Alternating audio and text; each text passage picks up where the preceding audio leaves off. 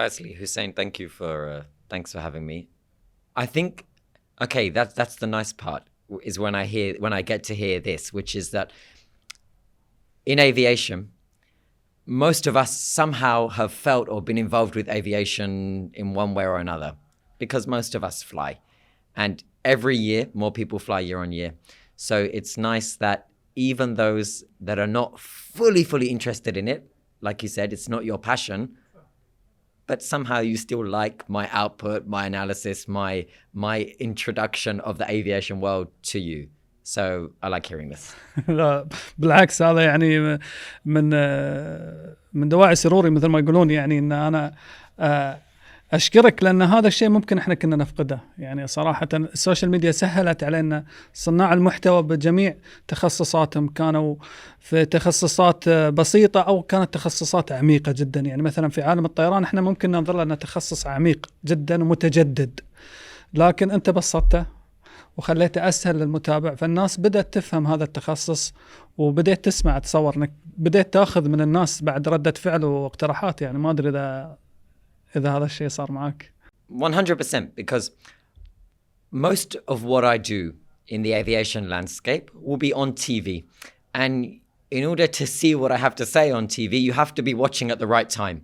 But you know that in the digital world and in the digital age that we are in now, we are consuming whatever we want on demand. You know, we're searching for it online, we're taking it in small clips on social media, we're sharing links and things. So I like always to hear that I've been able to make an industry that a lot of people are interested in, or even a little bit interested in, more accessible, easy to understand. You know, the industry in aviation is very good at just speaking to itself.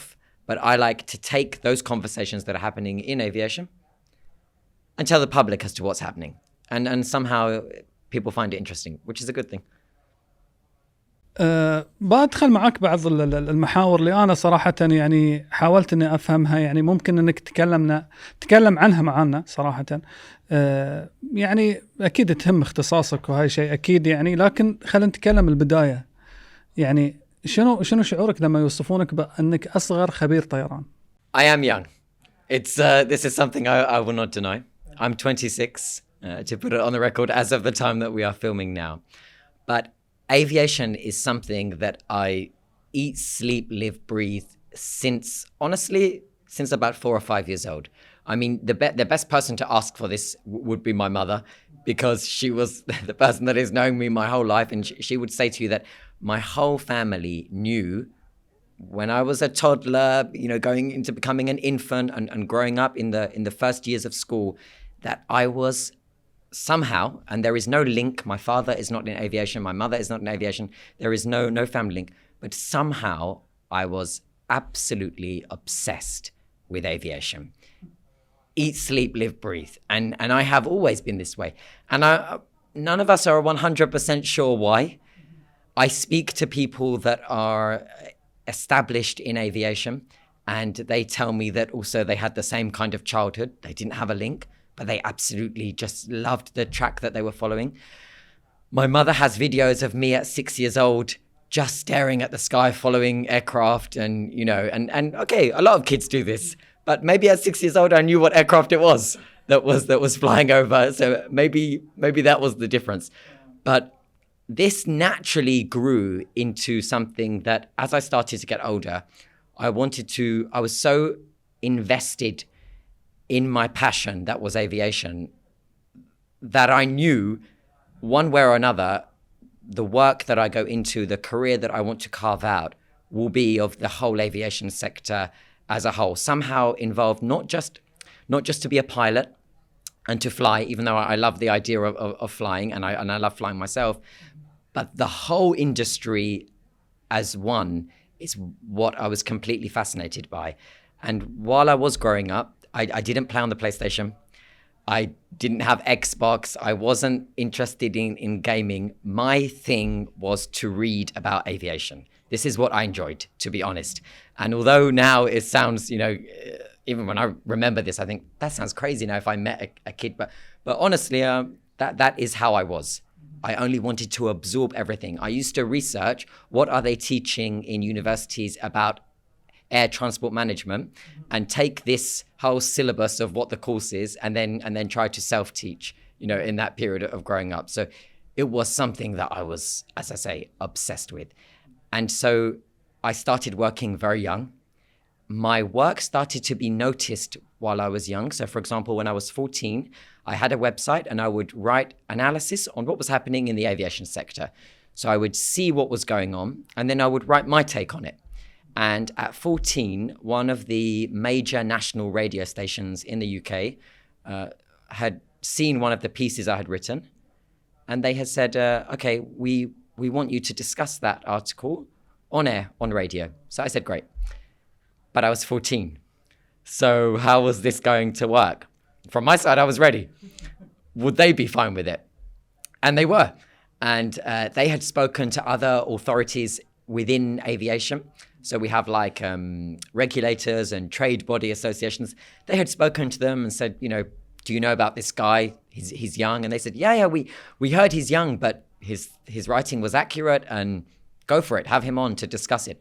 So I was discussing it and I was on radio almost every week discussing aviation from 14 to 16 years old at the same time as just being in school. And I was just giving my analysis and my verdict on what was in the headlines with aviation. But the key part is that it was radio. So nobody could see me, which means they did not know my age. So the listeners in these 2 years had no idea that they were actually listening to a 14, 15, and 16-year-old because radio was not like how we are doing a podcast now where we have cameras, just the mic, that's it. And from there, at 16 is when I first then appeared on TV, because in the UK, really from 16 is where you get the all clear to go on. And again, just discussing what I knew. And by that point, I had met with Airbus, I had met with Boeing, I had sat down with big industry organizations who had invited me to speak with them because they had seen that I was very active online in the digital media space, but also with traditional media, with broadcast on all things aviation. I never paused in the moment to think, wait, I'm really young. For me, it just felt I'm talking about the thing that I could talk about for hours. So of course, I just want to keep talking and keep going. And I knew what I was saying was accurate. I'm very big on facts and truth and data and stats and everything. So I never paused to doubt. Only now, fast forward, over 10 years, do I look back and think, oh my God, wow, I was so young. Sometimes I quickly check on YouTube the first time that I appeared on Sky News and I'm a kid. However, I 100% stand by what I said. What I said then, I would say now. And so the whole thing about being young it's not something I pause to think about. For me, I feel I've been doing this for so long already that... كم كان عمرك يوم ظهرت؟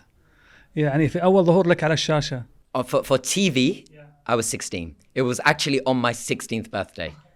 Because the moment I turned 16, I had the all clear and there was a story. And I was taken by car to the TV studio in London for Sky News. And I first appeared giving my analysis on the aviation headline of that day.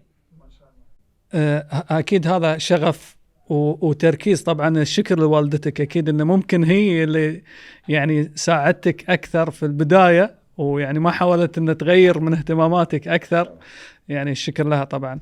لكن خلينا نتكلم عن الدراسة. يعني كان دراستك كان تخصصك في الدراسة شيء واهتمامك الحالي شيء آخر. Yeah, so somehow, somehow it was linked from the moment. So for some background, I was born in London. I'm Greek. My mother is from Cyprus. My father is from Greece, but born in London. And all of my education life in schools was in London. And when you get to a certain year, you can start to choose what subjects you are. This is towards the end of high school, then again in higher education. So I always stuck with and liked my focus is to be around geography, somehow linked with aviation in terms of what is happening worldwide. And in addition to geography, a language. So I was focused in my higher education also with French. Now, my French is not perfect today, unfortunately. Because je parle français un peu, because I didn't keep it up as much as I should. So when I go to France, I'm a bit, I make the bit mistakes. But yeah, my studies were not instrumental to what I do today. They just complemented it. It was just additional, and I was actively working in aviation at that time anyway, and consuming more and doing more. And as you said, this was always encouraged by my parents, who knew that I was completely interested in it. And I used to say to them, when I was a kid, can you drive me to this conference? I want to, it's very far, but I'm 12 years old and I want to go to this conference. There will be an airline CEO speaking, and they would drive me, even though it was very far. They would drop me off at the airport so I can just watch the planes. So I'm lucky with that for them. اكيد متعتك اذا كنت واقف تشوف الطيارات في، يعني لو كان مكان سكنك يمر على خط هبوط واقلاع الطيران، ها بالنسبه لك انت متعه. Yeah, definitely. I mean, okay, at this age now, I'm not actively driving to airports to watch that. I fly a lot, so it's fine. But when I am flying, is my window shade open so I can see this view? For sure. زين. اللي بسأله صراحة أنا يعني ممكن من متابعتي حق كثير من الناس صراحة اللي يكونوا ملهمين في السوشيال ميديا صراحة، خاصة إذا كان عندهم اهتمام أو تخصص بشكل عام، انتبه أن تخصصهم الدراسي لا يمت، ما أقول لا يمت بصلة، إلا ممكن يعني يكون بعيد يعني بشكل بسيط عن اهتمامه. يعني مثلا شفت ناس وايد مثلا تخصصات مثلا في الكتابة، لكن أنا أشوف أن لا طلع مثلا مخرج أو مصور أو غيره.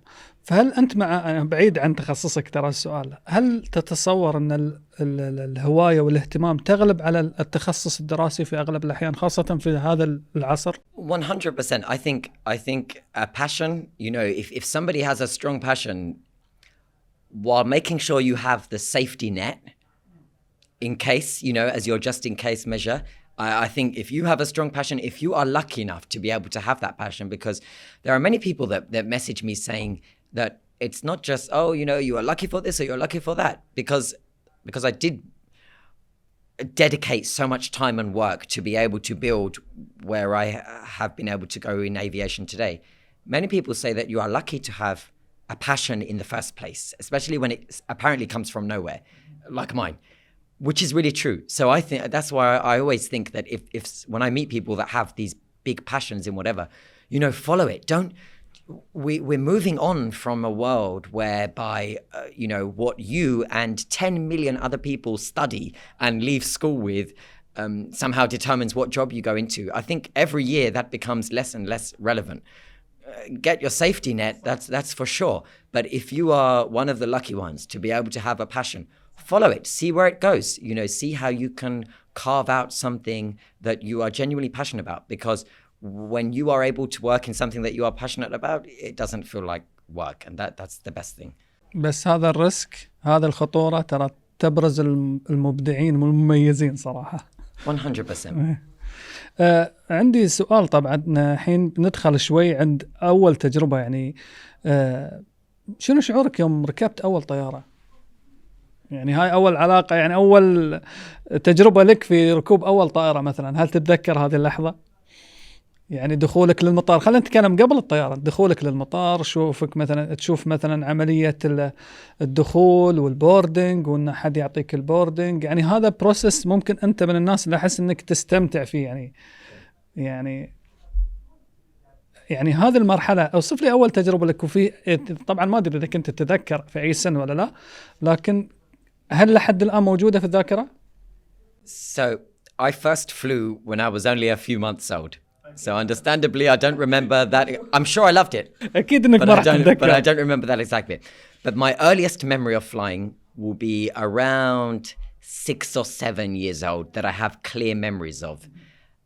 And of course, it wasn't, by that point, I had already developed this obsession.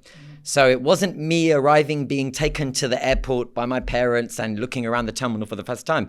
I knew what terminal we were going to. I knew exactly where we were checking in. I probably booked the lounge with the best views. For sure, I have handled the flights. I mean, my parents always tell the truth about the fact that by 8 years old, I was in charge of the whole family's travels. All the flights went through me because I wanted to do the seat allocations. I wanted us to make sure we were on specific aircraft. I wanted the full, this was when I knew that we were going to be able to travel. This was me being able to realize my dream at that moment. So everything that I had read about in the books and in the magazines about this new aircraft, this new airline, this new check-in desk design, anything, I was then going to experience in real life. And I tell you how I can describe it. I remember being 7 years old and arriving to Heathrow and flying either to the south of Spain or to Cyprus, and seeing airline jets outside of the windows. I had this like I was seeing celebrities because I had seen all these aircraft in magazines and online. I had consumed them. And then suddenly they were in front of me, and I can remember thinking, oh my God, it's like, how is other people not freaking out that this new aircraft, this rare A340 is sat outside? So I definitely remember this. And I was networking and I was meeting, and I tell you what I used to do when I was also very young, about 7 or 8 years old. I used to write a letter to the pilots the night before the flight. So I used to handwrite a letter that would say, my name is Alex. I am very passionate about aviation. I'm very happy that we are flying on an Airbus A320 today. And I know that this aircraft was in Geneva yesterday, and now it's in London taking me to Spain. And I'm sitting in 3A and I have a nice engine view, and pleasure to be on your flight. And when I used to get onto the flight, I used to say to the cabin crew, can you take this note to the pilots, please? And back then, airlines were smaller. The airline that we used to fly all the time only had around 12 planes back then. It was EasyJet in the UK. Now they're one of Europe's biggest low-cost carriers. When we used to fly them all the time to go to one of my family homes in Spain, they had like 10 aircraft. And so everything was easy. And I would give them the note, and they would invite me into the flight deck, into the cockpit. And this was after 9/11, so you cannot go during the flight. But before the flight and after the flight, you can. So before the flight, I would go in, and I'm like this high, and I would introduce myself and speak, and then I would ask them questions. And I can remember the questions I was asking were very specific. And I can remember sometimes, the look they're giving each other, like, how does he know this? Because I'm not asking questions like a 7-year-old, because this is what I'm eat, sleep, live, breathe. I'm so ready for this. And so they would always be really good to recognize the passion, to encourage. And by 8 years old, there are videos of me. I mean, there's a video that we have. My family are sat on the aircraft and they are videoing. Well, it's not an iPhone back then. It was like a camera. And the announcement coming from the flight deck is me. Oh. And I am 8 years old and I'm saying, ladies and gentlemen, welcome on this flight to Malaga. My name is Alex. I am a guest of the crew. Flight time 2.5 hours. Cruising altitude 37,000 feet. And so on and so on and so on. طبعا احنا تكلمنا معاك عن تجربتك الأولى مع الطيران ومتى كانت الرحلة اللي تتذكرها، لكن لو نتكلم عن أول رحلة يعني طرت عليها أنت بروحك، يعني من غير العائلة، شلون كانت التجربة بالنسبة لك يعني؟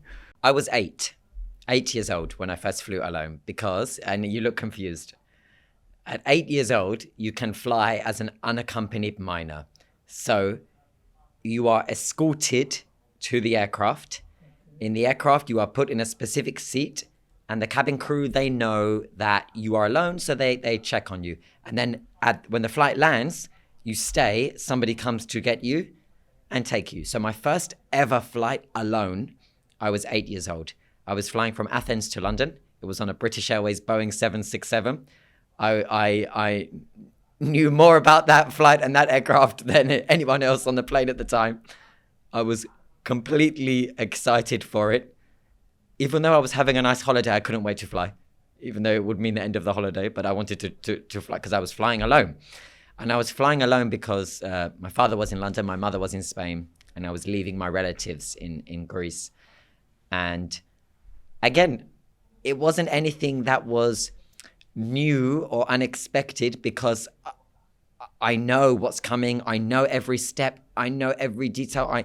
I knew exactly what that aircraft had done that day. I was tracking it on radar, and radar had only just been made available to the public. And I was tracking it on radar. I remember that was the first year I was able to. Now we are very used to opening up and checking the things. Back then it was rare. So I was watching the plane come, and it was a little bit late, and I was seeing why, and so on and so on. And the funny part is, I remember when I had checked in and I was being taken to the plane, they put this lanyard over me, and it said here, like, child traveling alone, so that they knew. And I remember looking at this, I'm not having this. Take this away. I know what I'm doing. And so I was confident. But of course, it felt really, really cool, and arrived in London.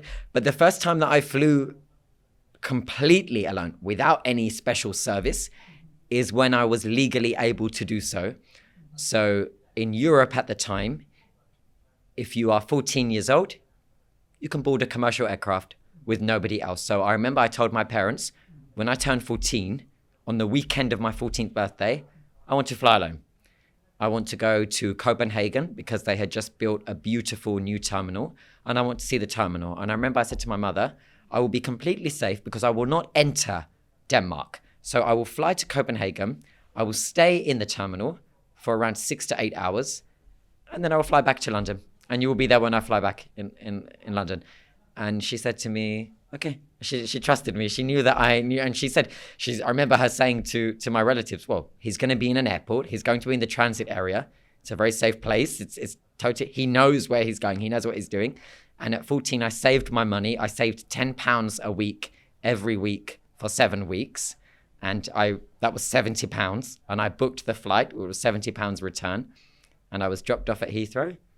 And I flew, and I spent the whole day in Copenhagen Airport in the terminal, looking at all of the aircraft that I hadn't seen before, seeing the new terminal, trying the lounges, earning miles. I started to earn my frequent flyer air miles. And I loved it so much that when I got back to London, I said, I'm doing it again in a month. If I can save, I said, next month is only £50. So I only need five weekends of saving. And so I went back 5 weeks later, and this was the journey. يعني هني يكون الشغف صراحة، وتكون الثقة والدعم من الأهل صراحة. يعني هذا اللي صراحة خلينا نقول الوقود حق الشغف نفسه من الأهل، أنهم يعطونك الثقة صراحة. يعني أنا أشكرهم على هالشيء، وأتمنى كل واحد يشوف عند ابنه أي شغف ويعطيه الثقة ويمده بالوقت والثقة صراحة. 100% I agree, because they never stopped me with anything. They knew what I was doing was sensible and safe, but also they knew that it came from this immense interest. So they only encouraged it. My mum, actually, she brought a book to me at 8 years old. And she said to me, I think you're going to like this book. And I still remember, this is how, you know, those small moments stay very powerful, and you remember. So I was very young, but I remember her coming into my room. I was going to bed, 7 p.m. or something. I had school the next day. And she said to me, I think you're going to really like this book. And she gave it to me. And it was a short read, only 100 pages. And it was by Richard Branson. And Richard Branson is one of the most successful entrepreneurs on earth. But he is the entrepreneur who founded the big transatlantic airline, Virgin Atlantic.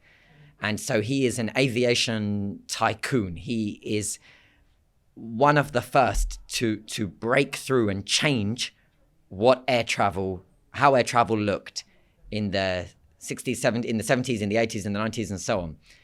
And so she gave me his book, and I was reading it. And he said, no industry you can feel in your blood and in your veins than when you feel it for aviation. The way he spoke about aviation, and he said the the passion that he had to then launch his aviation projects and go forward in this journey was a passion like no other.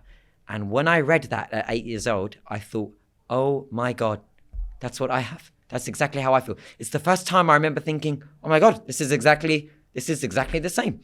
And so I'm very grateful that she gave me that book, because that was, when people ask me what are the key moments growing up, 1,000,000% that was a key moment. And you want to know something funny? I took this book to school because in school we would read for 1 hour. And when they saw the book I was reading, she confiscated the book. She took it away.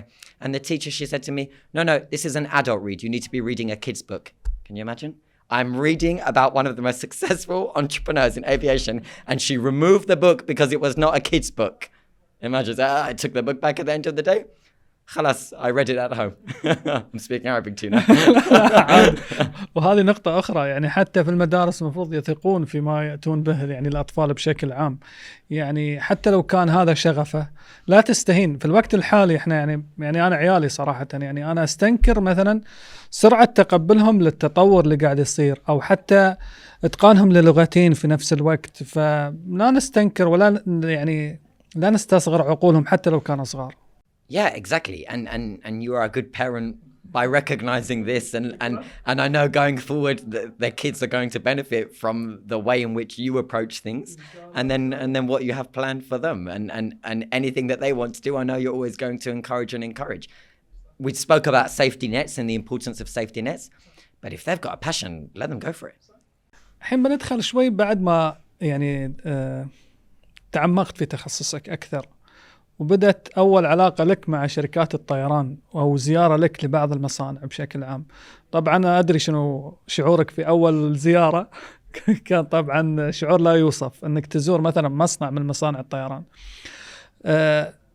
لكن من وجهة نظرك وتجربتك الشخصية،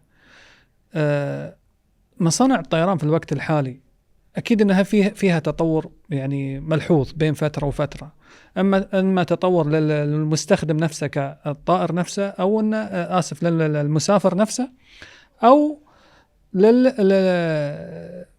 للكرو نفسه، أو للطيار نفسه، أو أن المضيفين بشكل عام كتجربة مختلفة. عالم الطيران بشكل عام بالنسبة لنا احنا مجهول، احنا مجرد مستخدمين، احنا نروح ناخذ التذكرة ونسافر لمنطقة ثانية. متى نكتشف الطيارة؟ لما بعد ما ندخل من بعد مرحلة البوردنج، ندخل ونشوف الطيارة جديدة ولا لا. لكن هل تكون عندنا خلفية ايش نوع الطيارة، ولا ايش نوع الكراسي، ولا ما تكون عندنا هذه المعلومات. لكن الشركات تتنافس في تقديم أفضل خدمة وأفضل طيران.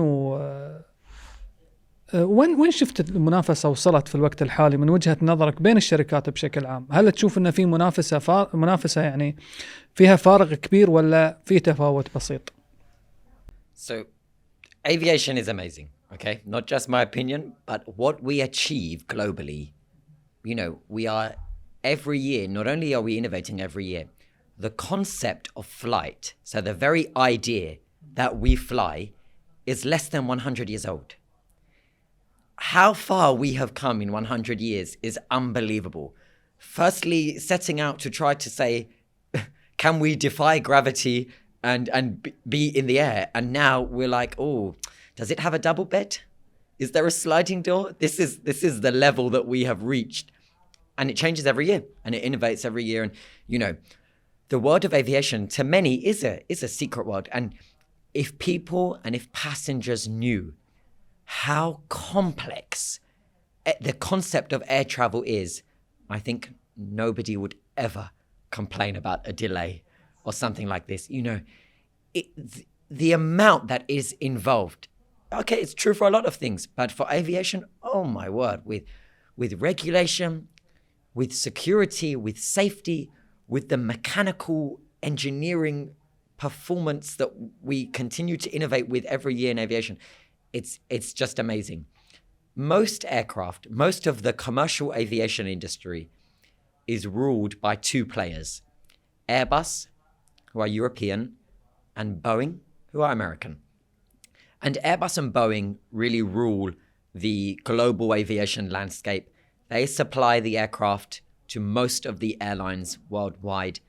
if we look at something like an Airbus A320, this is a small plane that, for example, here from Doha, we would take to Muscat. 180 passengers, a small aircraft.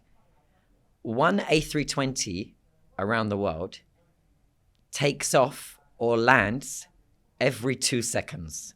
So I'm talking to you now, and in the space of me even saying this sentence, 10 have already just done this, okay? And that's just Airbus. We're not talking about Boeing with their best-selling 737, which is the global, they call it the global workhorse. So it's something that is young as an industry, but incredibly highly sophisticated in that we have the safest form of transport. We connect the world. We have, through aviation, put places like this country on the map. Qatar is famous in some places for LNG. In the Arab world, of course, it's famous. But globally, if I ask somebody in Brazil now, Qatar, tell me. They will tell me either two things, the World Cup or the airline. If I ask somebody in Hong Kong or in Taipei, similar, they're going to tell me the same. Aviation has served as a platform to accelerate and diversify economies, to grow cities, to grow population, to have countries become mega cosmopolitan hubs like Qatar, like Doha, and also like the whole region of the Gulf. The Gulf is unique. We have Doha, Dubai, Abu Dhabi, now Riyadh, all within 25 minutes of each other. And we're talking about global mega hubs. So, aviation isn't just about getting a plane from A to B. There is so much that is involved. It is reliant on so much. But the good thing is the way that has been designed is that you, as a passenger, don't actually have to think about much at all. You book the flight on your phone, 4 steps, Apple Pay, and just show up on time and don't miss the flight. And that's all you have to do. And leave the rest to us, the aviation sector. At the same time, the industry is not perfect. It's still horrible how we have to collect our bags. This thing has not changed in years. We all stand around the belt. أنا بجيك في موضوع ضياع الشنط وغيره. أنا بجيك في موضوع المطارات بشكل عام، بفتح لك موضوع المطارات. لكن في بعض المفاهيم ترى احنا ممكن احنا نجهلها خاصة كمستخدمين.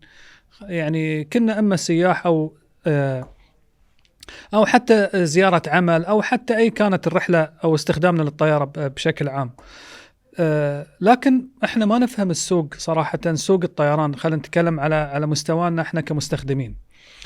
ان دائما نلاحظ ان بعض التذاكر تتفاوت اسعارها، لكن انا سألت مرة وما ادري تصحح لي المعلومة اذا كانت صحيحة او خطأ، ان التذاكر هي ليست سلعة موجودة على الطاولة، انت متى ما بغيت تاخذها، فهي رحلة اذا طارت خلاص راحت. Correct.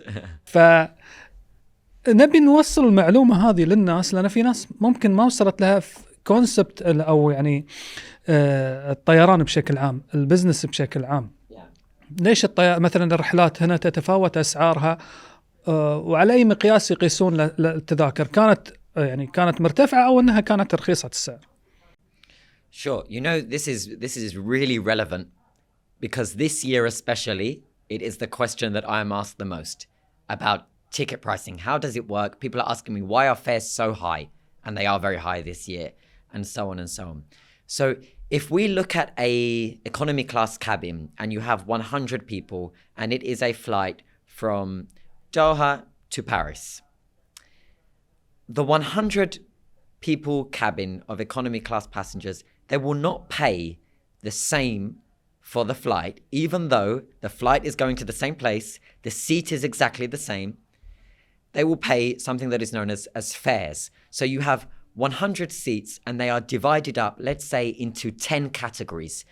And the first 10 tickets will be the cheapest and the lowest.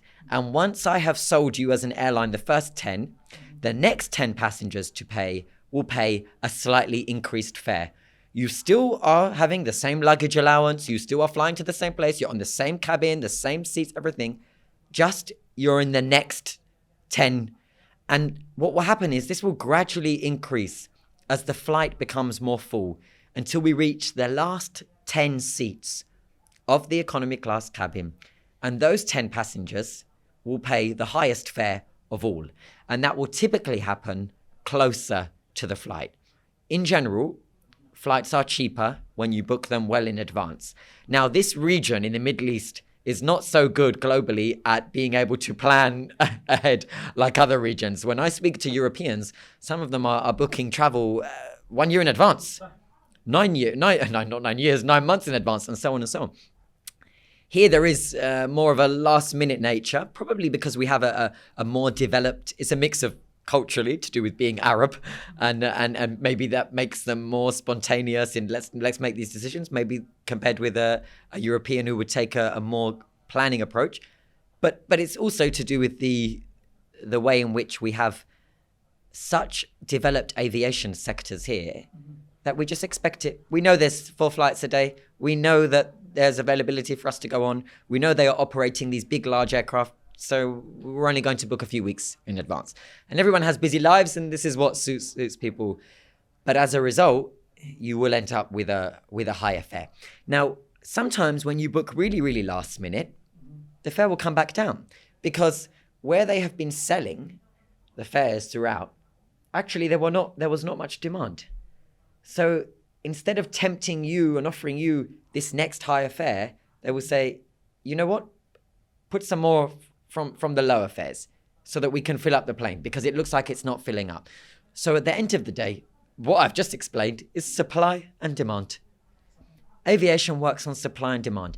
The reason why the fares this year are the highest of any other year in commercial aviation recent history. And it's not just your imagination. Anyone watching this now will be able to tell you that if they have flown this year, they have paid more, maybe double, maybe even triple than what they would have paid before the pandemic. Again, it's not because the airlines are trying to take your money after the losses of the corona crisis. It's not because of some other, conspiracy. It is supply and demand. The aircraft this year are full. That's the reality. And so long as these aircraft are full, the highest fares will continue to be available. So when we pay, and I pay for flights just like everybody else, it's a misconception that I fly for free. I do not. So when we pay, we're paying a higher fare. في سؤال أنا ممكن أطرحها يعني حتى خاصة على نفس الموضوع. يعني في تفاوت بين التذاكر خاصة على حسب الرحلات. يعني في فرق طبعا شاسع بين الرحلة المباشرة وبين الرحلة اللي فيها توقف واحد. يعني حتى لو كانت على نفس الرحلة، يعني احنا يعني أنا قستها يعني على رحلات عندنا هني. فرق إذا أنا كنت رايح من الدوحة إلى لندن مثلا دايركت، أو إذا أخذت الرحلة مثلا من دولة خليجية على الدوحة إلى لندن، ويقارب إلى نصف سعر التذكرة.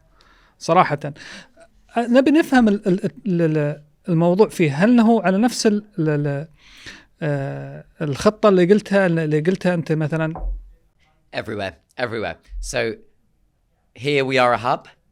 If I go to any hub around the world, the way aviation is structured, the way the ticketing and fare prices are structured, it is cheaper as a passenger to fly through the hub instead of from the hub.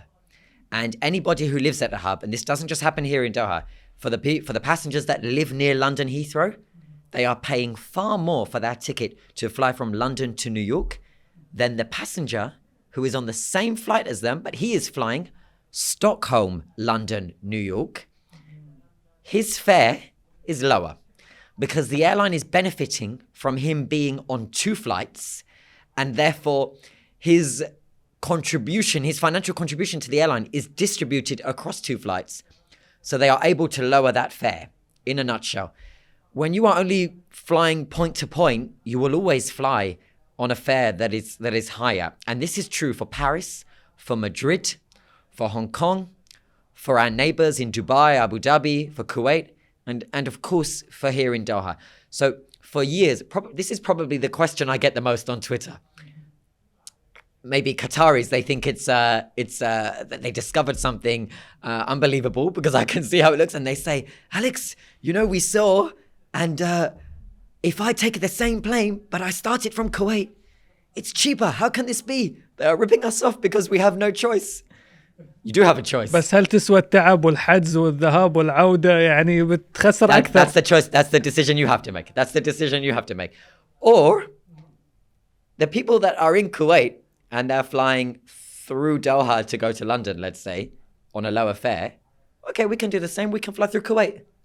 Because Kuwait is not our hub. We will fly through it. So the fare will be less than if you are flying from Kuwait. So it's just the way in which the hub model works. And in aviation, the hub model is what has been a big success in aviation. It is about establishing one big hub and having passengers fly through the hub. And that's the thing.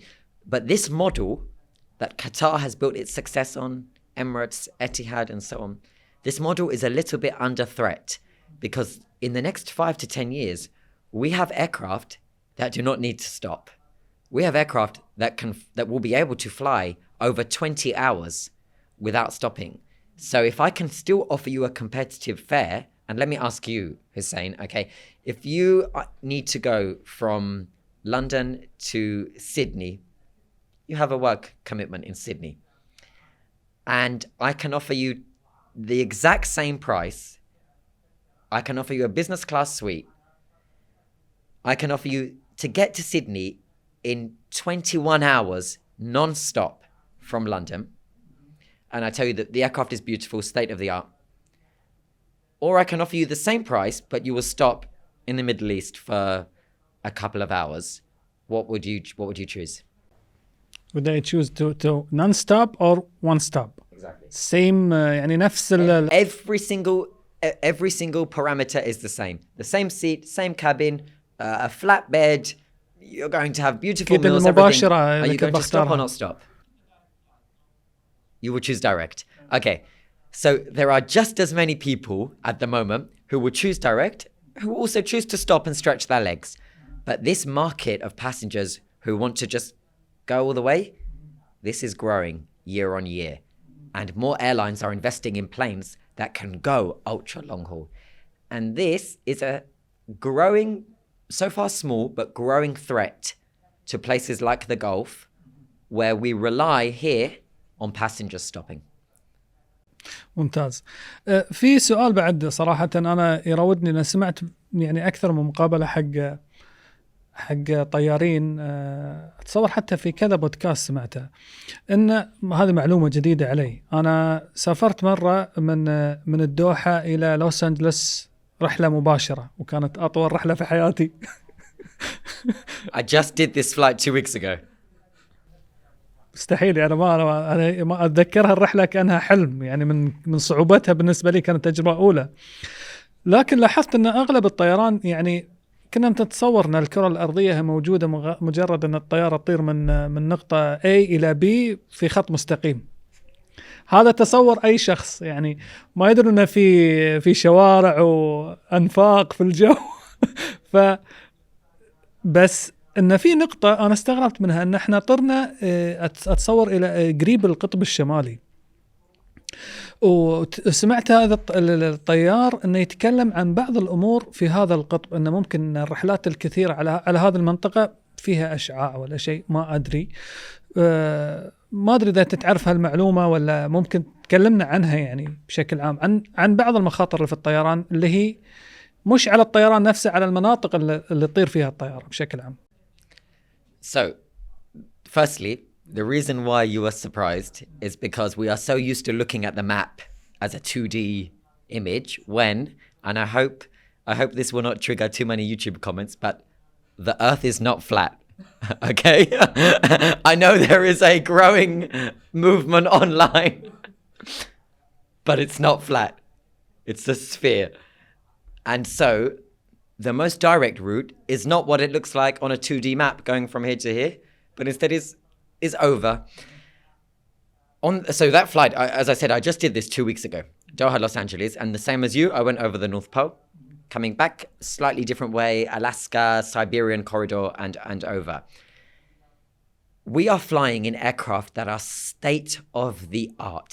The operational reliability of these aircraft is phenomenal. The engines, for example, the aircraft that would have flown you to Los Angeles is the A350.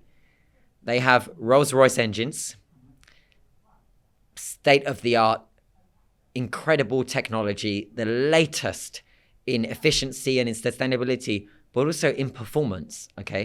And they are constantly sending back data and information to the ground, and these are just the engines, to the operations center of the airline, to Rolls-Royce headquarters in the UK, and so on and so on. And the way in which aviation is so tightly regulated, and it's impossible to do anything in aviation because the safety rules are so strict and so difficult, it makes you understand how safe these aircraft are if we are sending them on 18, 19-hour missions over the North Pole. You know, we have regulation in place where even if it didn't look like it, you would have always been within less than 2 hours of a diversion airport. So sometimes the risk on these really long flights, for example, medical emergency, somebody doesn't feel well, they have to help that passenger. So where do they help them if they are over the North Pole? But there is always in that planning, the route is certified because you are around below 2 hours from a diversion airport. So that's that. As the flight continues, the aircraft is becoming lighter, the efficiency is maintained. The aircraft is very heavy when it takes off, and by the time it arrives, it has around 1 hour extra fuel in case it needs to divert. But we are able to do this because the aircraft are so highly sophisticated these days. And can you imagine, you landed, when was this flight you did to LA? When was this flight you did كانت في سنة 2017 في شهر 1 2017. Okay. So 2017, I believe the schedule was still the same. So you will have landed in the afternoon, Los Angeles time. Okay? So this arrives around 2:45 p.m., this flight. Okay. That aircraft, do you think it was tired and rested like you when you went back to the hotel and you were jet lagged and you're sleepy? Definitely not. Can you imagine that less than 2 hours later, that aircraft started the 18-hour journey all the way back to Doha, no rest. And when it landed in Doha, it stayed in Doha for 2 more hours, and then it went to Montreal, 14 hours. And then after 2 hours, it came back to Doha, and then went to India, and then back to Doha, and so on and so on. We are able to do this because the aircraft are so highly sophisticated, and it's something that we take for granted. We just think it's something عادي. يعني اوكي، وضحت لي بعض الامور اللي صراحه يعني كانت بالنسبه لي انا يعني مش مفهومه. شكرا لك اول شيء. خلينا نتكلم شوي عن عن المطارات بشكل عام. صار الحين في تنافس بين المطارات. يعني قبل كانت في تنافس بين الطيران بشكل عام، الحين لا، تنافس بين المطارات في تقديم الخدمات بشكل مميز. في السابق كان المطار مجرد هو نقطة خروج المسافر وركوبه الطيارة حتى يسافر. يعني الخدمات كانت محدودة. لكن الحين يعني أنا موقع تجربتي، أنا مطار الدوحة في السابق يا دوب كان في محلين وقهوة، تأخذ منها القهوة تنطر بس طيارة خلاص. الحين لا، تطور الموضوع، خاصة يعني عندنا في الدوحة، مطار الدوحة من أفضل المطارات في العالم. يعني شنو انعكس هذا على السوق العالمي، خاصة في هل انخلق سوق يعني جديد تنافسي بين المطارات؟ وين راح يوصلون في وجهة نظرك يعني في هذه التحديات؟ So airlines, it's very difficult to make money. هذا السؤال كنت بطرحه من البداية بس أنا خليتها للآخر. Okay, airports, it's much easier to make money. You have a small city to make money with all kinds of opportunities. And this is why we have seen airports become not just malls, but malls and hotels, resorts.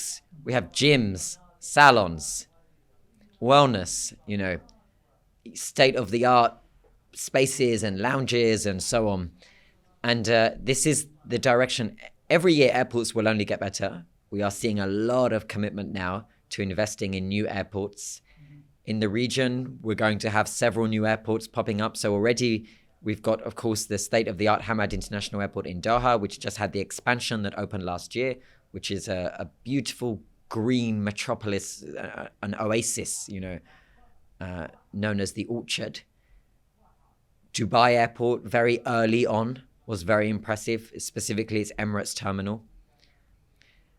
Abu Dhabi's flagship project, which has been very delayed, but will finally open this year. In fact, they just committed yesterday.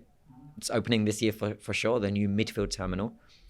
Kuwait is in the middle of building a brand new airport terminal. Riyadh has a huge plan as part of the Saudi vision to become a big aviation hub, and all of that is based on this unbelievable airport plan. We will see how much of it becomes reality, but the plan is there, and they're working on it. So airports are something that operators are paying attention to, and it's not because they just want to do it for airlines, because airlines will fly to wherever. For an airline, your journey finishes really when you leave the aircraft. The airports are doing it to be able to leverage that position as places that you will spend more time in, places that you will decide to go earlier, to stay longer, to transit in, and so on and so on. The other side to that is, on many of my trips, the airport is the last place I want to be. I want to go as fast to the aircraft as possible. I, on some trips, value my time outside of the airport far more than what I would being in the airport. And I think this is true for a lot of passengers. So airports have to find this balancing act where for person A, sure, come and spend the day and it's going to be incredible. But for person B, let me make it as efficient and as easy for you to arrive by something sustainable like a metro and come straight through mobile boarding pass, quick security, to the gate and board with automation, with as much efficiency as possible, with no clutter, no mess. أتصور أن في أحد المطارات، ما أدري صحح لي المعلومة، أن خلوا أو صمموا المطار على أساس أن تكون السوق الحرة في خارج نقطة التفتيش النهائي. Of course. فهذا ما أدري أي مطار، أنا ما أتذكر. كأني شفت أن حتى تستمتع في تجربتك في السوق، أتوقع في ماليزيا، أتصور أن في ماليزيا، مطار ماليزيا، أتوقع أن السوق الحرة هي خارج المطار، أما ما أقول لك خارج المطار، خارج نقطة التفتيش النهائي. فإمكان أي حد يدخل ويدخل السوق الحرة أو يستمتع اللي هو تجربته في المطار بشكل عام. لكن دخولك للمطار أو دخولك للطائرة يكون أسرع في بوابة أخرى. ما أدري إذا كان هذا صحيح أو لا. ما أدري إذا أنت رحت المطار خاصة في ماليزيا. Yeah, so it's Singapore. Singapore. It's Singapore, yeah. So Singapore Changi's airport has this amazing, it's the one with the big waterfall, and it's super green, just like Singapore is, and it's stunning. What they had done is they had taken a decision to not do it what is known as airside. So in airports, we have landside and airside. Landside is everywhere before security. Airside is the sterile, the safe zone after security, where a normal person cannot come. They built this amazing, incredible terminal landside. What does that mean? It means me as a passenger, I can go, it's incredible, I can spend 4 hours. But it also means you who are visiting Singapore and you are there for a few days, you can go with the family, you can enjoy it like it's a mall. And so that it's become a mall attachment of the airport that is technically the airport, but it's not after security. And actually this is why here Qatar does not like to be compared with Singapore, because they say Singapore's is not in the airport, it's part of the airport. They say Hamad, the expansion is after security, is in the airport. صحيح. بس هذا ممكن بعد يعني يتخلله بعض الأمور التجارية. مثلا إذا هو ما كان داخل المطار بشكل عام، ممكن البضائع ما تكون مثلا معفية من الضريبة، ممكن بعض الأسامي التجارية اللي مش موجودة، يعني راح يكون كأنه مجمع تجاري عادي حال أي مجمع خارج المطار، لكن في المطار له امتيازات أخرى طبعا إذا كان السوق داخل المطار، يعني معفي عن الضرائب. حتى الأسامي الشركات اللي تشارك أو تفتح في هذه المنطقة تكون مختلفة أو مميزة بشكل أكبر. Definitely, and that's why it is still very attractive for big brands, restaurants, companies to position themselves and sign up to be inside airport terminals. They want to be after security. They want to be able to be competitive in the duty-free world. I'll be honest, duty-free is not as good as it used to be. Everybody knows this. Sometimes when you are comparing the price of something in duty-free, it's not much different to the outside world. However, in terms of making money, it is a moneymaker. And this is why we see the big brands move there. This is why, especially in a transit hub, if I have you as my passenger and you are transiting for 8 hours there, I have you in my hands. I am in full control. You want to eat, you can go there. You want to go to the gym, you can go here. But all these places, somehow I am benefiting from, because you will not go to another town because you are transiting in my town only. Okay, so you're within my airport, and that's why airports are still incredibly lucrative when it comes to making money. عالم المطارات صراحة عالم كبير، يعني تحس إن في تنافس كبير، خاصة يعني في السوق العالمي الحين. لكن أفضل مطار مر عليك من وجهة نظرك الشخصية، ما أقول لك عشانك في قطر، يعني ما نقول كتصنيف دقيق، لا تجربتك أنت، يعني لا تحدد لي مطار واحد، حدد لي مطارات عدة، يعني حبيت هذا المطار وهذا المطار. Yeah, it's since for sure it's too difficult to choose one globally, but I'll do by region. I get asked this question a lot. Okay, in the Middle East, 100%, and we're not just saying this because we are here, but it is Doha Hamad International Airport. Years ago, before Hamad International, that wouldn't be true. But today, Hamad Airport is, in my opinion, the best airport in the Middle East, if not the world. Across Asia, it would be Singapore. In Europe, I think Zurich works very well. Zurich is extremely efficient, much like most of Switzerland. The design is beautiful. What I really like is that they have invested in outdoor spaces. So, for example, the last time I transit in Zurich was in April. It was a bit of a cold weekend, but it was sunny. And I had just flown on a long haul, and I don't know about you, but when you fly long haul, I crave like having. I don't know about you, but when I fly long haul, I crave on having fresh air. I want to feel it. And the nice thing about Zurich is they have invested in spaces that during my transit, I sat outside, the aircraft are all there, I'm on a balcony, they are serving me traditional Swiss food, I was having fondue with the cheese and the raclette. Beautiful. How simple. They didn't even, it's not, just because I was outside in fresh air with a beautiful view of the planes, planes are beautiful in my opinion, then I'm able to enjoy some lunch and the sun is shining. Perfect. And Zurich is big, but there lots of natural daylight. It works very well. As I said, it's efficient. Lots of open space, and I think it's in Europe is the best.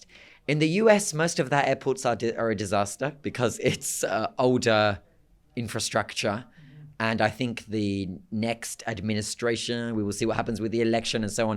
A lot of the plans are to upgrade the infrastructure in the US.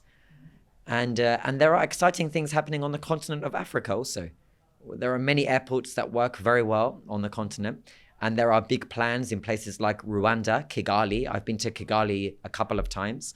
And they will be, they are actively working on now. It's actually a partnership with Qatar on an amazing big new airport to develop as a transport hub. But those are my top three: Doha, Zurich, and Singapore, in no particular order. زين، برجع على سؤالي اللي كنت بسألك إياه. صراحة أنا عندي الإجابة، لكن نبي نثري المتابع بشكل عام بصورة طبعا أشمل. هل شركات الطيران تربح؟ This year, yes. اوكي، لكن في السابق يعني انا كنت اتصور، يعني في السابق كانت شركات الطيران يعني يدوب مثل ما يقولون توصل إلى سعر التكلفة. They do barely cover the costs. This year they're profitable because we're having one of the best years ever for the demand for air travel. But the average an airline actually makes as a profit per ticket, it's less than $11. Even if you have paid $600 for that ticket, as an airline, by the time I have taken away everything, fuel, the biggest operational overhead cost for any airline, the complexities and the fees of operating at an airport, the slots that I'm paying for to be able to even fly there in the first place, and then everything else as an airline that I'm operating, the maintenance, huge, to ensure that I have the safest aircraft, insurance for this aircraft. Once I've taken away everything, I'm making as an airline less than $17 per ticket per person. وهل صحيح أن تقريبا للمستخدمين للطيران في حول العالم حاليا هم 5% من سكان الأرض، ولا هذه معلومة أنا سمعتها صراحة؟ It's a bit higher than 5%. But I think what the correct stat is that 5% do the most flying. So 5% are the ones flying the most, compared with somebody who might fly once per year or twice per year. So it is a very small. We must always remember that and be mindful of the fact that we are sitting in a place of privilege here. We are sitting in the developed Gulf area of the Middle East with transport links, and it's just very normal to us that we are flying all the time. And this is where sustainability comes into it, because we have governments who are saying we need to invest in sustainable air travel and we need to fly less because we are flying too much. In Europe, we are flying from Paris to Toulouse instead of taking the train. We are flying from London to Edinburgh instead of taking the train. Even though these are small domestic flights. In the US, the domestic flight is like catching a bus, So when there is a conversation about how we need to fly less and this is how it should be, who is knocking on the door wondering if they should be part of this conversation? The continent of Africa, because they're saying, hold on, you guys have had your growth. You have developed your industries. You have become huge and established and profitable. We are still in the beginning phase of developing that. So is it fair to stop them from that development? No, it's not fair. We need to allow them to. So it's always, I am always mindful of the fact that, I fly a lot. However, that's not how the average person would fly. And it's certainly not how still a whole large portion of people on this earth have not experienced air travel. هذه بعد نقطة ممكن تروح على شقين مختلفين جدا، خاصة بالنسبة لتقليل عدد الرحلات مثل ما تكلمت، للمحافظة على البيئة بشكل عام. هل تتصورنا في صناعة الطيران في الوقت الآتي في المستقبل أن راح تكون في طائرات ممكن أكثر صداقة للبيئة، وهل هي موجودة، أو أن ممكن تكون تقنية مساعدة للطيران الحالي حتى تقلل من الاستهلاك الكربوني؟ We are in the process now of reducing the carbon. It's the decarbonization of air travel. The two things will get us there. The first thing is sustainable aviation fuel. This is a fuel that comes from recycled cooking oil and plant waste. And they are able to convert this into a fuel and directly pour it into the aircraft. And the emissions on that flight fall by as much as 80%. It's incredible. There is one problem. It's very expensive. And nobody wants to pay for it. The airlines are saying, we are struggling to make money. It's very difficult for us. We should pay it. We cannot pay it. So they're saying, the governments, you have your green agenda. Let the governments pay. The governments are saying, well, the energy companies, Shell, BP, Exxon, they just made a lot of money. They should pay it. They are the ones to produce it. And so we are stuck in this cycle where nobody wants to pay for it. And at the moment, today, if I buy fuel for a flight to Doha in Los Angeles, it will be around $2 per gallon. If I buy sustainable aviation fuel, which will reduce my emissions significantly, it will be around $8 per gallon. Now that is huge, times by 4. Who's paying for it? And that's the scenario aviation is in. In the next 5-10 years, we will see progress. We will see aircraft. You will not know it. You will fly just as you always are. But your aircraft will be reducing far less emissions as a result of having sustainable aviation fuel. After 10 years, after 15 years, we will have other ways to fly, electric and hydrogen. But there is two things stopping us from now. For hydrogen, still there's a lot of risks that we are trying to figure out in terms of hydrogen can be very dangerous. For electric, like a Tesla, we will need a huge battery to fly, and it will be too heavy. We cannot fly with such heavy batteries to take us on a long-haul flight. So that's what is stopping us at the moment. طبعا أنا مش أحب السفر حالي حال أي يعني شاب ممكن يحب يكتشف الدول اللي يسافر لها وحتى يخوض تجربة الطيران بأنواعها. لكن لحد الآن أنا خلينا نقول مثلا متحسر إني أنا ما جربت الكونكورد كطيران سريع وتجربة يعني مثل هذا الطيران بالنسبة ما أدري إذا أنت جربته لا أكيد ما جربته حلم. I'm too young. I missed it also. I when people ask me, about one thing I wish I could have, I say to my parents, if I was born a little bit earlier, I could have experienced Concorde. Concorde was incredible. What's more incredible is that it was achieved at that time compared to now. The advances we have made since then, sometimes I can't quite believe that we had Concorde at a time where we were not digitalized in terms of data and performance of aircraft. We did not rely on automation as such, and yet it was a piece of modern beauty at the time, an engineering marvel, incredible. It stopped because it became too expensive once the French pulled out of the partnership, because of course it was a joint partnership between France and the UK, Concorde. So it was just as French as it is British.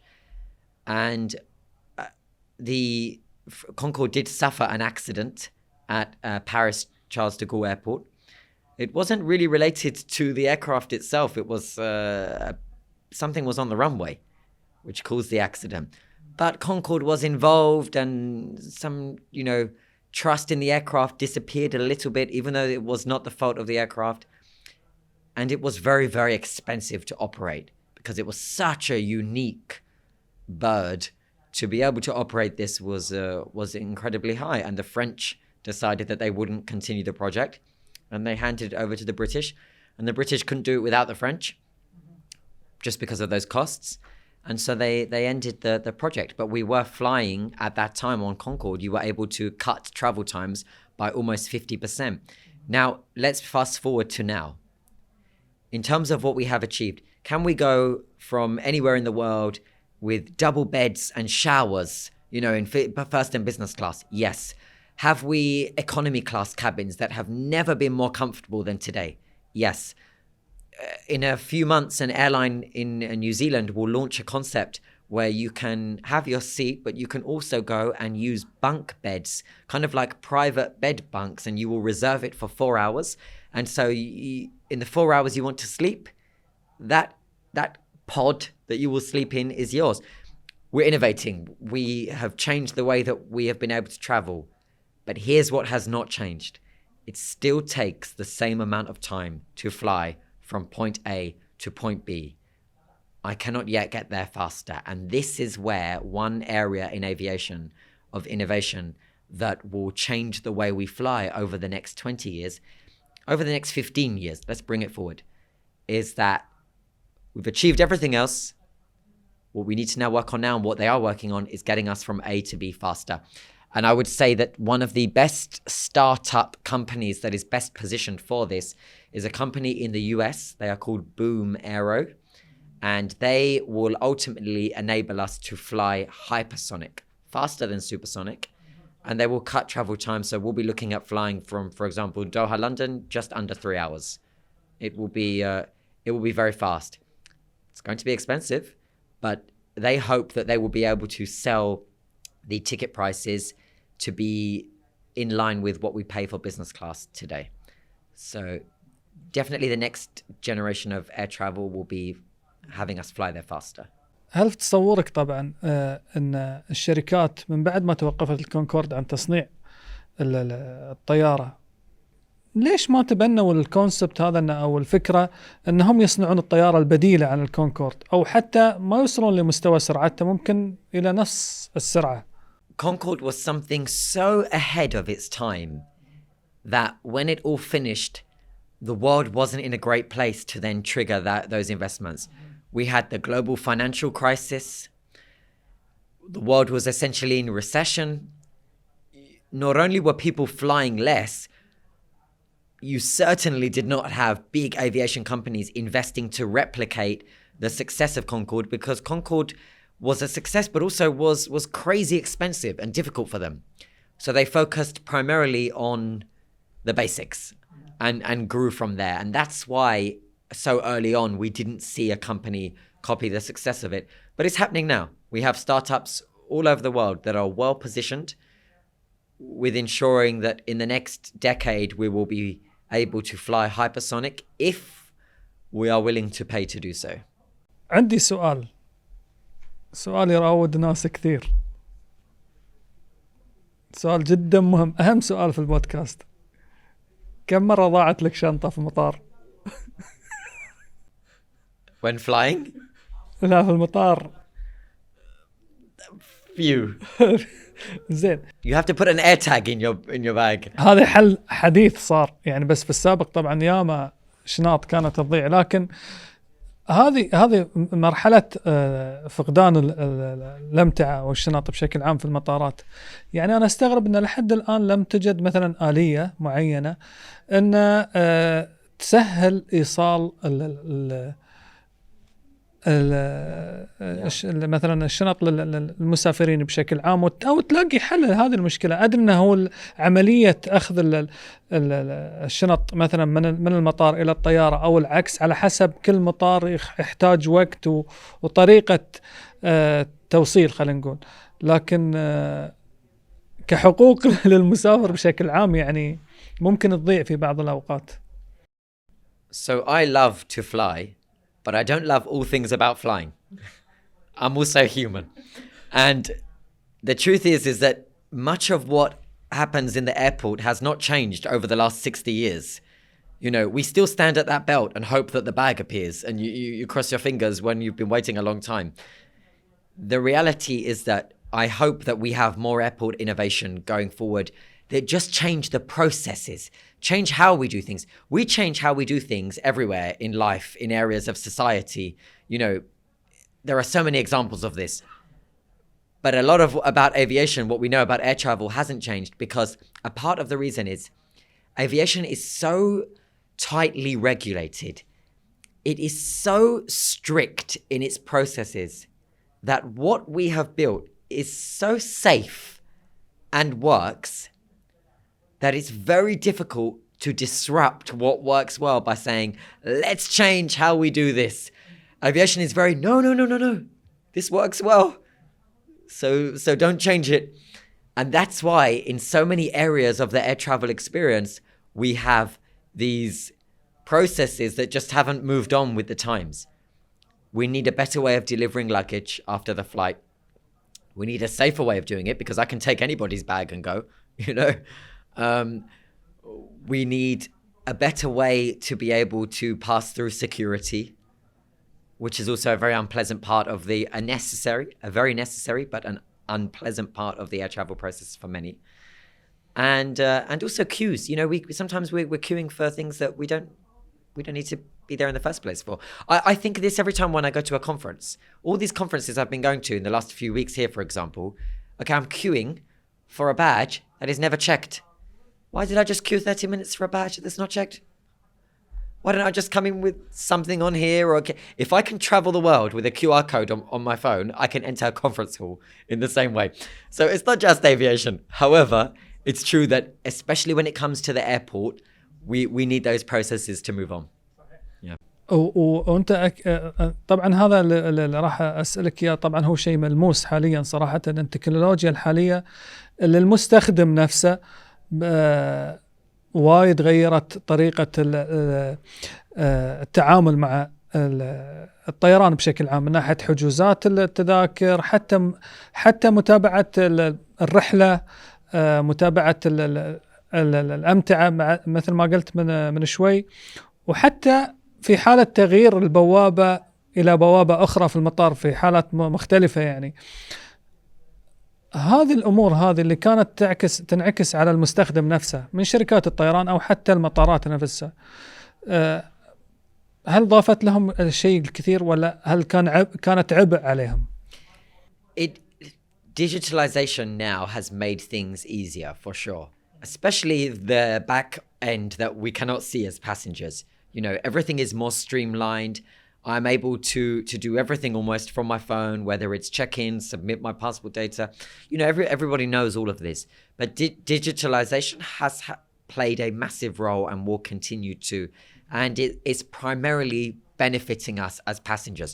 However, there's another side to this, okay? I'll give you an example. I was part of the trials for the new Heathrow Terminal 2 before it was opening. And I was part of testing the airport before it opened to the public. And when I was being taken through as a pretend passenger to trial everything, the gentleman, he said to me, you know what the amazing thing about this terminal is? You will not see a single human being who works here. You will not need to speak to a single human as you pass through our entire airport, because everything is so digitalized, there is just no need.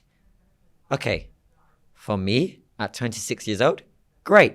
What about my grandparents? They are in their 90s. Mashallah, they still go to Cyprus and back all the time. They need to see humans. They don't have a smartphone. So if I tell them, hey, grandma, there's this airport, you will not see a single human being who works there. For her, this is her idea of a very bad airport. She will become afraid I will have to fly with her. So there's a balance to hit here, which is that we have to ensure that digitalization is making it easy for us that are digitally savvy. At the same time, there is a human role that is required, especially when things go wrong. You know, the funny part is that airline apps are fantastic until the flight is cancelled. Then suddenly the app says, please, we cannot help you. You know, go and find someone at the desk. You know, and it's the middle of the night and you are in Frankfurt airport and it's raining outside and the desk is closed. And, you know, so there's still definitely a vital human role across all of aviation.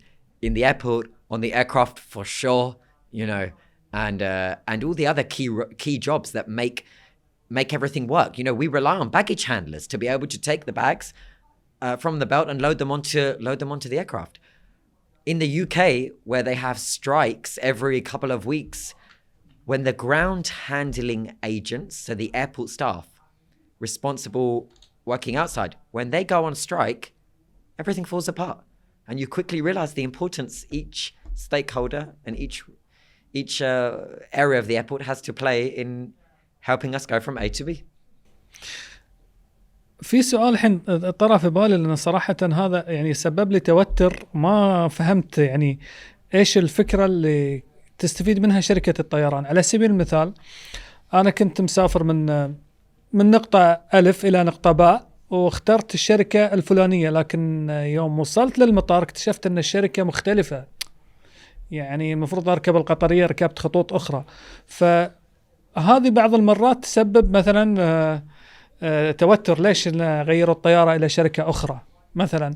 شنو الهدف منها يعني للمشاهد بشكل عام، ومن المستفيد منها؟ When I speak at aviation conferences and I speak to airline CEOs, and I always say, aviation has a very bad communication problem. They have this idea that, okay, you do not know much about aviation, so we're not even going to tell you much. And you just show up, and if it's different, it's different, which is wrong. Communication is key. It's true that, especially this year, many airlines are short of aircraft. They need more aircraft because the demand is so high. And with that, many airlines are calling in other airlines to lease, basically to rent their aircraft. And for many airlines, they don't tell you. So you're expecting to fly with one airline, and you arrive and the aircraft belongs to another airline. And that's not fair, I think. And the industry knows this. And luckily, there have been some changes. For example, in this region now, many of the airlines here who used to do this, now they do tell you when you're booking, or they do tell you before the flight. Don't get me wrong, it's very easy to miss it. It's tiny on your booking confirmation. يكون على شكل شعار ذيل الطائرة، شعار الشركة الأخرى اللي تكون Exactly. Okay. And maybe you don't know all the logos of the airlines because you are not crazy like me, So it's a communication thing that they have to address, but it's not a trick. It's not a sinister reason. It's because they are borrowing and renting aircraft because demand is so high and they don't have the supply of aircraft. And right now, there is a shortage of aircraft globally. Airbus and Boeing cannot make the planes fast enough because there is still a supply chain shortage, a supply chain issue globally with parts, with key components for aircraft. The manufacturers are still struggling extracting key technology from China because China only came out of its lockdown last year, basically. So it's that's how you end up on another airline, but still operating for your airline. Yeah. أليكس، شكرا جزيلا لك وشكرا لقبولك الدعوة، وأنا صراحة سعيد جدا أنك قبلت الدعوة، وإن شاء الله تكون الحلقة مثل ما تصورتها يعني. The pleasure was fully mine. It's been great to sit with you, have an informal, relaxed conversation. And for me, it's really different because I only get to broadcast in a very formal manner, speaking about something very formal. I look a bit different than the relaxed Alex that is here today with the headband in. But it's been genuinely, I've enjoyed the conversation. So thank you, Hussain. شكرا Alex, it's my pleasure. شكرا.